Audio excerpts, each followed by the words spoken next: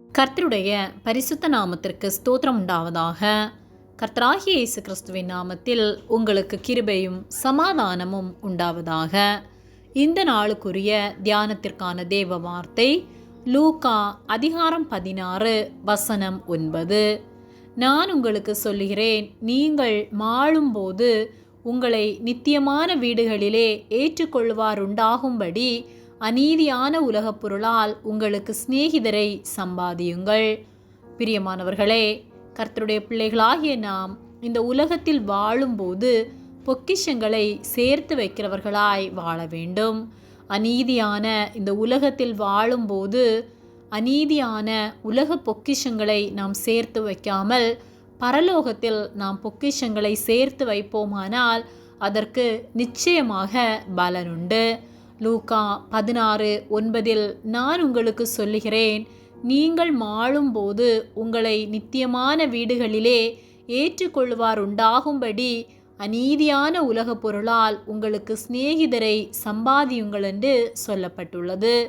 நாம் வாழும் இந்த அநீதியான உலகத்திலே அநீதியான உலகப் பொருளை நமக்காக சேர்த்து வைத்து சுயநலமுள்ளவர்களாய் எனக்கென்று செயல்படாதபடிக்கு கர்த்தர் நமக்கு தந்திருக்கிற ஆசீர்வாதங்களினால் இந்த உலகப் பொருட்களினால் அநேக ஆத்துமாக்களை நாம் ஆதாயப்படுத்துகிறவர்களாய் அநேகரை நாம் கர்த்தருக்காக சம்பாதிக்க வேண்டும்.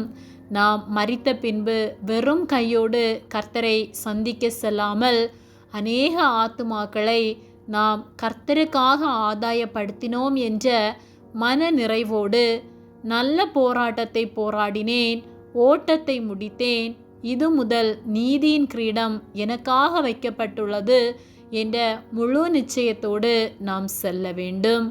ஆகவே பிரியமானவர்களே, நாம் அநீதியான இந்த உலகப் பொருட்களால் அநேகரை கர்த்தருக்காக சம்பாதிப்போம், அநேகரை கர்த்தருக்குள்ளாக நடத்துவோம், கர்த்தரோடு கூட என்றென்றும் ஜீவிப்போம். ஆமேன். ஜெபம்.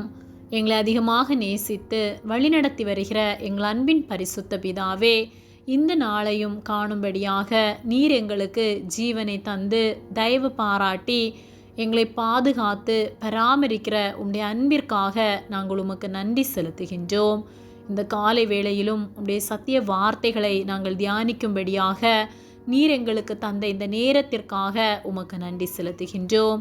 நாங்கள் தியானித்த வார்த்தையின்படியே அநேகரை நாங்கள் ஆதாயப்படுத்த உமக்கு நேராக நடத்த நீர் உதவி செய்யும்படியாய் ஜெபிக்கின்றோம். உதவி செய்கிற அன்பிற்காக உமக்கு நன்றி செலுத்துகின்றோம். எங்களை உம்முடைய கரத்திலே ஒப்புக் கொடுக்கின்றோம். இயேசுவின் நாமத்தில் ஜெபிக்கின்றோம் ஜீவனுள்ள நல்ல பிதாவே. ஆமேன். கர்த்தர் உங்களை ஆசீர்வதிப்பாராக.